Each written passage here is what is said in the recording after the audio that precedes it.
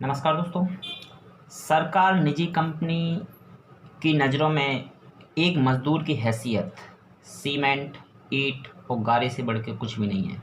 मैं ऐसा क्यों कह रहा हूँ? आप लोगों ने एक गोथा कार्यक्रम के बारे में सुना होगा। ये जर्मनी से संबंधित है, जिसकी कार्ल मार्क्स के द्वारा आलोचना करी गई थी।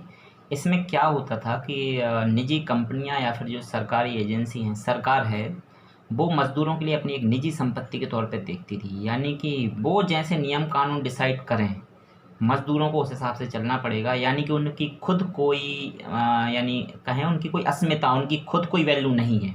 वो अपनी मर्ज़ी से कुछ भी डिसाइड नहीं कर सकते हैं। जो कुछ इन लोगों ने डिसाइड किया वैसा ही चलना चाहिए। एक ऐसा एक वो था, कार्यक्रम था। तो मार्क्स के द्वारा इसकी ज़बरदस्त तरीके से आलोचना की गई थी। ये मैं इसलिए बता रहा हूँ क्योंकि आज का परिदृश्य हमारे देश में ठीक बिल्कुल वैसा ही चल रहा है। हुआ क्या है कि हमारे देश में अगर हम बात करें, तकरीबन कुल आबादी का एक तिहाई 45 से 47 करोड़ के आसपास मज़दूर है। और इसमें से कोरोना क्राइसिस के चलते 3.5 से 4 करोड़ मज़दूर आज रोड पर है, ऐसी तपती गर्मी में। ना खाने की व्यवस्था है, ना इनके पास रहने की व्यवस्था है। सैकड़ों किलोमीटर पैदल चलते जा रहे हैं। 1,500 किलोमीटर की दूरियां तय की हैं लोगों ने। पाँव में छाले पड़ गए हैं, वो सब वीडियो बहुत वायरल हो रहे हैं। तो इस स्थिति में भी सरकारों को इनकी फिक्र नहीं है, क्योंकि हुआ क्या है, इसमें मज़दूरों को उनके यथास्थान पर रोकने के बहुत से कारण रहे हैं। एक confederation of real estate developers of India नाम की जो एजेंसी है, जो रियल एस्टेट का पूरा काम देखती है, तो इसके प्रतिनिधि भी सरकारों से मिले हैं। तो उसमें हुआ क्या है कि जैसे ही मज़दूरों का, क्योंकि मज़दूरों ने बहुत लंबे समय तक तो देखा कि भाई सरकार इनके लिए कोई रियायत देगी। पहली तो सरकार की ही गलती है कि ये मज़दूर वहाँ पर रुके हैं।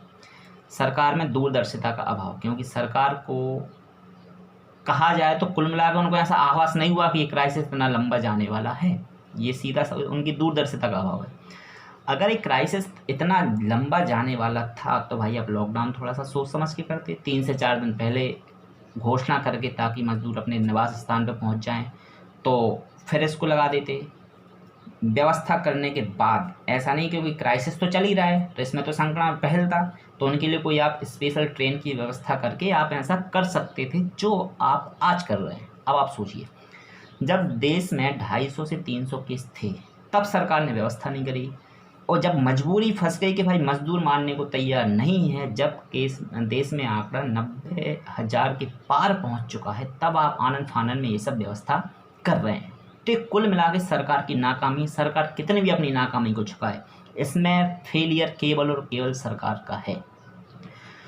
तो मज़दूर कितने दिन तक सरवाइव कर पाएगा? आप लोग खुद समझदार हैं। मज़दूर दिहाड़ी कमाता है बेचारा, सुबह कमाया वो शाम को खाने वाला है। ज़्यादा से ज़्यादा वो अपनी कमाई से 2-3 दिन का पेट भर सकता है अपना।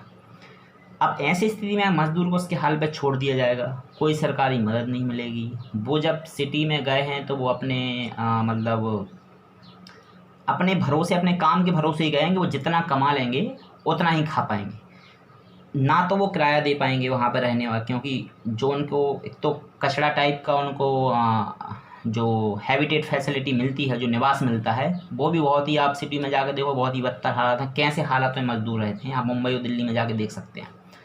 तो इसमें हुआ क्या है, ये जो मज़दूर हैं बहुत लंबे समय तक, यानी तकरीबन आप ले लो कि 45 दिन के आसपास का समय हो चुका है, तो इसमें इन लोगों ने जैसे तैसे सामाजिक संगठन और जो एनजीओज़ हैं इनकी मदद से सर्वाइव कर लिया। बहुत से एनजीओ ने मदद की है, सरकारों के द्वारा थोड़ी बहुत मदद पहुंची होगी 2-5-10% लोगों के पास।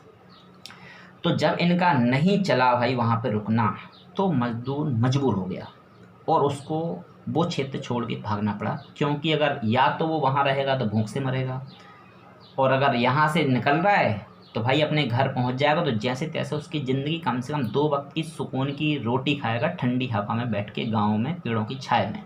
तो इस मकसद से वो वहाँ से निकला। लेकिन जो रियल एस्टेट फेडरेशन के प्रतिनिधि जब सरकार से मिले तो उनका भी एक सरकार के ऊपर प्रेशर बना। वो प्रेशर कैसा रहा कि भाई अगर ये मज़दूर अपने घर पर चले गए, क्योंकि मज़दूर के लौट के आने की कोई गुंजाइश बच नहीं रही है। हो सकता है 30 से 40% और तकरीबन 50% भी हो सकता है कि मज़दूर वापस आए ही नहीं। क्योंकि मज़दूर को इस सेक्टर से या फिर इस बिज़नेस से नफ़रत हो चुकी। वो तो अब गांव में रहकर उसका जैसा भी जीवन यापन चले वैसा जीवन यापन करना चाहता है। तो पूर्णतः सरकार की असंवेदनशीलता का शिकार हुआ है मज़दूर हमारे देश में।